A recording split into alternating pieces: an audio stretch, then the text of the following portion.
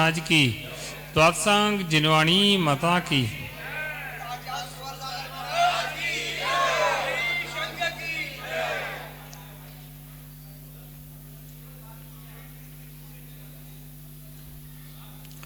प्यारे बंधुओं, भगवान जिनेंद्र की वाणी से ही जगत का हित है। जिनके पास भगवान जिनेंद्र की वाणी है वह इहभव में भी अपने जीवन को सफल करते हैं और परभव में भी अपने जीवन को सफल करते हैं। क्यों? भगवान जिनेंद्र की वाणी से कर्मों की निर्जरा होती है। भगवान जिनेंद्र की वाणी से सच्चा मार्ग मिलता है। भगवान जिनेंद्र की वाणी से वह सिद्धों का सुख जो सिद्धों को प्राप्त है वह सब मिलता है। भगवान जिनेंद्र की वाणी से इंद्रिय सुख मिलता है।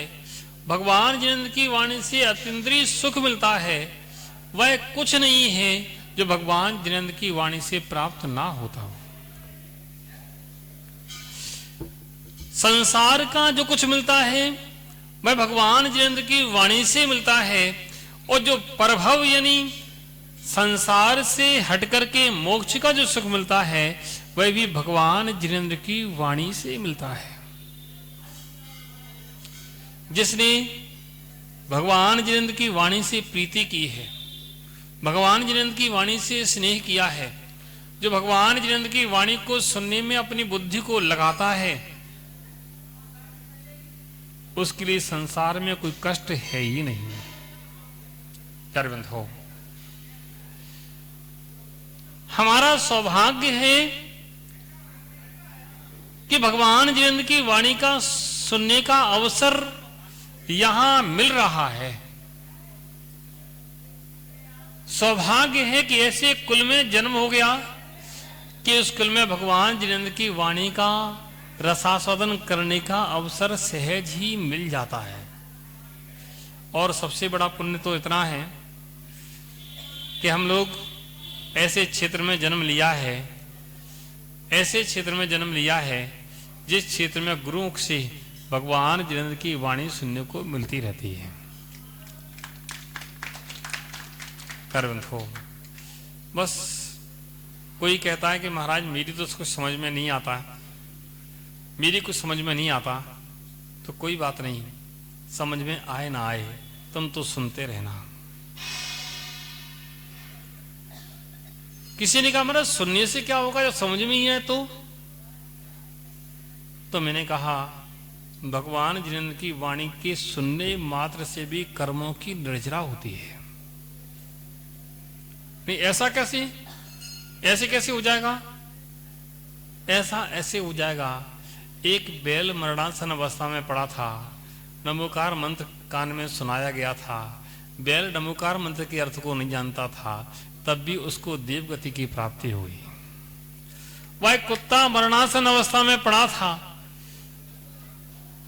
नहीं जानता था नमोकार मंत्र, तब भी नमोकार मंत्र कान में सुनाया गया तो उसको देवगति की प्राप्ति हो गई। भगवान जिनेंद्र की वाणी का रसास्वादन लेने के लिए, उनकी भक्ति करने के लिए भाव से वो मेढक जा रहा था और रास्ते में ही हाथी के पैर के नीचे आकर के मर गया, तब भी उसको सदगति की, देवगति की प्राप्ति हो गई। भगवान जिनेंद्र की वाणी के सुनने का जो भाव है वही तुम्हारे कर्मों की निर्जरा का हेतु है। जो सच्चे भावों से भगवान जिनेंद्र की वाणी को रसास्वादन करता है, सुनता है, भले ही कुछ समझ में ना आए लेकिन उसको उसका फल मिलता है। और एक उदाहरण दें, भगवान शांतिनाथ, आप लोग जानते नहीं जानते? शांतिनाथ भगवान को जानते हैं? कौन है? आपके पड़ोसी हैं? कि महाराज हमारे पड़ोसी नहीं, हमारे इष्ट देवता हैं, हमारे भगवान हैं, हमारे तीर्थंकर हैं। पड़ोसी से बढ़कर हैं। पड़ोसी तो पड़ोस में रहता है, लेकिन वो तो हमारे हृदय में रहते हैं। कहां पड़ोसी की आप बात कर रहे हो? वे शांतिनाथ भगवान जो आपके हृदय में बसते हैं, बसते नहीं बसते? किन किन के हृदय में बसते? सबके हृदय में बसते हैं। वे शांतिनाथ भगवान जो आपके हृदय में बसते हैं, वे शांतिनाथ भगवान शांतिनाथ बने कैसे? पता किसी को? पूर्व पर्याय में वो शांतिनाथ तीर्थंकर हिरण की पर्याय में थे। एक वनराज जंगल में एक वृक्ष के नीचे बैठ करके स्वाध्याय करते थे। वह हिरण रोज आकर के उनके चरणों में बैठ जाता था और स्वाध्याय सुनता था। अब बताओ, हिरण क्या स्वाध्याय के उस अर्थ को जानता था? ओहो, हिरण के पर्याय में बैठ करके वह केवल स्वाध्याय सुनता था। वह हिरण आगामी काल में भगवान शांतिनाथ बन गए। सुनने मात्र से भगवान जिनेंद्र की वाणी के शब्द कर्मों की निर्जरा के हेतु हैं।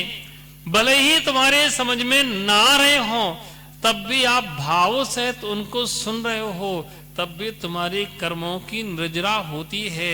इसलिए भगवान की वाणी जब भी सुनने को मिले, सब कुछ छोड़ देना, भगवान की वाणी सुनना। क्यों? तुम्हें भले ही ना दिखे, लोग कह सकते महाराज मुझे तो दिखते नहीं, कमर कहां आते कहां जाते हैं, कैसे आते कैसे जाते मुझे दिखते ही नहीं है। उनकी देखने की जरूरत नहीं है।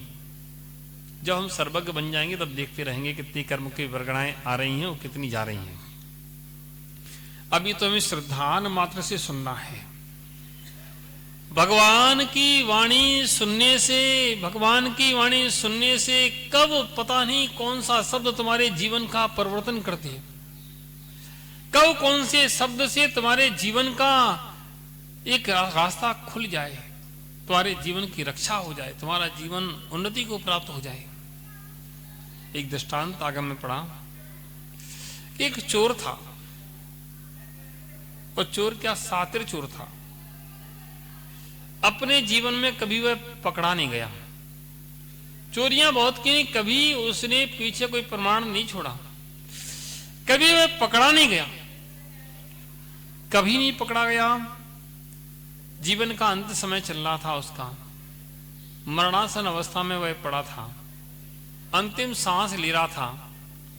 उस अंतिम सांस लेते हुए उसने अपने बेटे से पूछा, बेटा कहाँ हो? बेटा वहीं पास में था कि पिताजी यहां बैठे हैं। कि बेटा मेरी एक अंतिम इच्छा है, वह तुम पूरी करना। कि बताओ पिताजी आपकी क्या इच्छा है? कि मेरी इच्छा यही है, मेरी इच्छा यह है कि तुम कभी भगवान महावीर की वाणी नहीं सुनना। क्या नहीं सुनना? वाणी नहीं सुनना। कि पिताजी कि नहीं बस। और पिताजी ने इतना कहा, उसने कहा जो आज्ञा पिताजी। अब पिताजी की सांस रुक गई। पिताजी चले गए। अब वह अंतिम संस्कार हुआ, सारी क्रियाएं हुई, समय निकला। चोर का बेटा था तो क्या करता था? वो भी चोरी करता था। पिताजी का बिजनेस था तो बेटा संभालते ही, जैसे सोनू संभाल रहा है पिताजी का बिजनेस, बेटा संभालता ही है।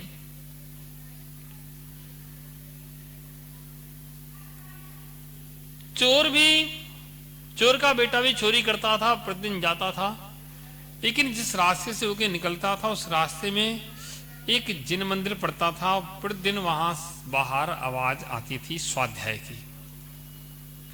तो जब भी वह जाता था तो कान में क्या लगाता था? उंगली डालता था और रास्ते से निकल जाता था कि पिताजी को मैंने वचन दिया है कि कोई शब्द, जिनवाणी की शब्द हमारी कान में ना पड़ जाए। 1 दिन हुआ, 2 दिन हुआ, 3 दिन हुआ, रोज ऐसे ही निकलता था। जब भी मंदिर आया और कान में उंगली डाल ली। समय निकलता गया। एक दिन वह निकलना था कि मंदिर के ठीक सामने एक कांटा उसके पैर में लग गया। क्या लग गया? और जैसे ही कांटा लगा, हाथ कान से हट गया और कांटे उसने निकालने लगा। इतने में कुछ शब्द जिनवाणी के उसके कान में चले गए। मैं सोच रहा था मन में कि आज तो मेरा नियम टूट गया, आज पिताजी को दिया हुआ वचन टूट गया। और वह वचन टूट गया, अब क्या करें? टूट गया तो टूट गया। थोड़े आगे बढ़ा कि कोतवाल ने उसको पकड़ लिया। आज तक नहीं पकड़ा गया। अब मैं सोचता कि देखो पिताजी को दिया हुआ वचन टूटा है, इसलिए आज मैं पकड़ा गया। पिताजी ने सही कहा था कि जिनवाणी के वचन, भगवान के वचन, महावीर के वचन नहीं सुनना। आज पहली बार वो कान में शब्द गए, आज ही हम पकड़े गए। ये तो बहुत गड़बड़ हो गया। लेकिन करते भी क्या? पैर में तो कांटा लग गया, तो उंगली हाथ से निकल गई, कान में शब्द पहुंच गए, क्या करता? लेकिन कोई बात नहीं, वह कोतवाली ले जाया गया, उसको अंदर बंद कर दिया। उससे पूछताछ हुई, उसने कुछ नहीं बताया। भाई कोई पूछेगा, कोई बताएगा क्या मैं चोर हूं? उसने कुछ नहीं बताया। ठीक है, उसको बंद कर दिया। बंद करने के बाद रात्रि में उसके लिए कुछ खाने का पदार्थ दिया गया, वो बेहोश हो गया। बेहोश होने के बाद उसको ऐसे ही स्थान पर ले जाया गया जो स्थान स्वर्ग की तरह उसको रचना की गई थी। किसकी तरह? स्वर्ग की तरह जिसकी रचना की गई थी, ऐसे उस स्थान पर उसको ले जाया गया और वह लेटा दिया गया। और जब उसने आंख खुली तो देखा मंद मंद संगीत बज रहा है, अप्सराएं नृत्य कर रही हैं, ढोल धमाके बज रहे हैं, देवी देवता खड़े जय जयकार कर रहे हैं। एकदम वह चौंक गया।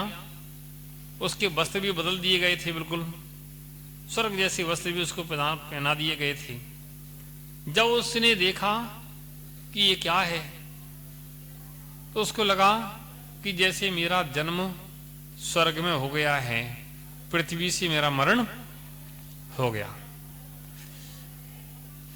थोड़ी देर के लिए वो सोचा उसने कि ये तो मेरा जन्म स्वर्ग में हो गया, सामने अप्सराएं नृत्य कर रही हैं।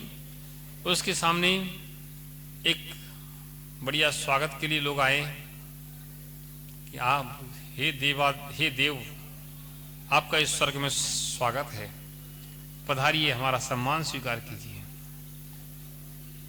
बड़े तरीके से उससे कहा गया और फिर उससे पूछा गया, आपने पृथ्वी पर बहुत बड़े बड़े कार्य किए हैं, जिससे आपको स्वर्ग मिला है।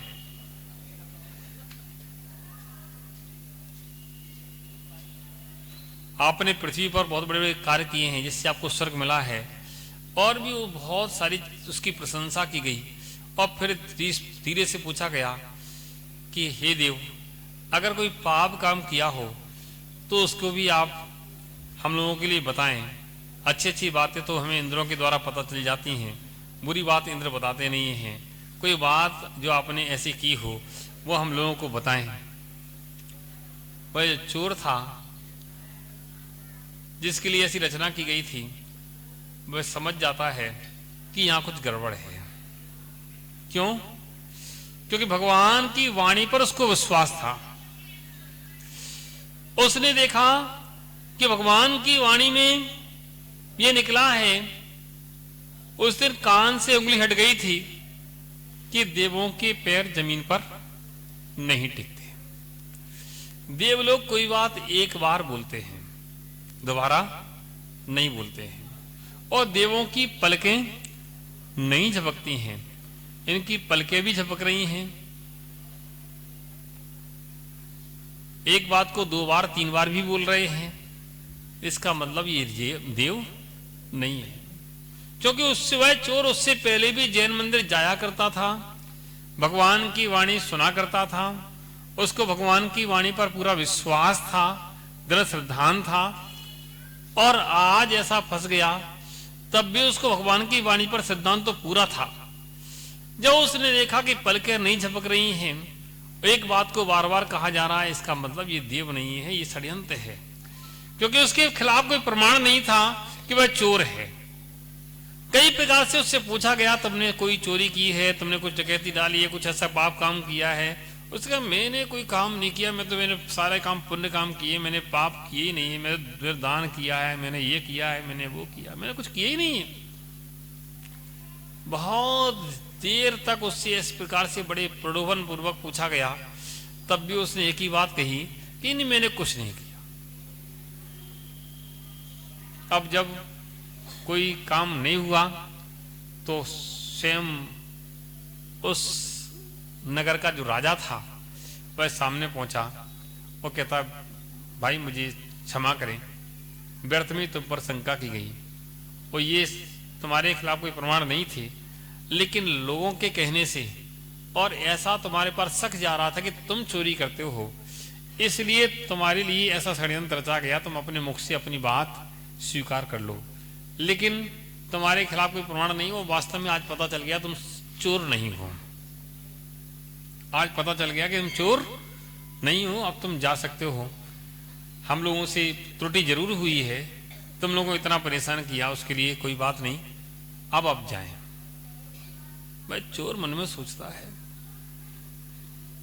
कि भगवान की वाणी का इतना बड़ा प्रभाव है, आज वो कान में शब्द नहीं गए होते, वह जिनवाणी नहीं सुनी होती तो क्या होता, आज शायद फांसी के तख्ते पर लटका दिया जाता। वह चोर बड़ा विचार करता है और राजा उसको एक तरफ ले जाता है और राजा से वो कहता है कि राजन, अगर मुझे अभय दान दिया जाए, मुझे क्षमा किया जाए, तो एक बात मैं कहना चाहता हूं। राजा कहता है कि भाई कैसी भी बात हो, तुम तो कहो तुम्हें क्षमा है, कोई दंड तुम्हें नहीं दिया जाएगा। तो राजा से कहता है कि राजन, आप जिसको खोज रहे थे मैं वही हूं।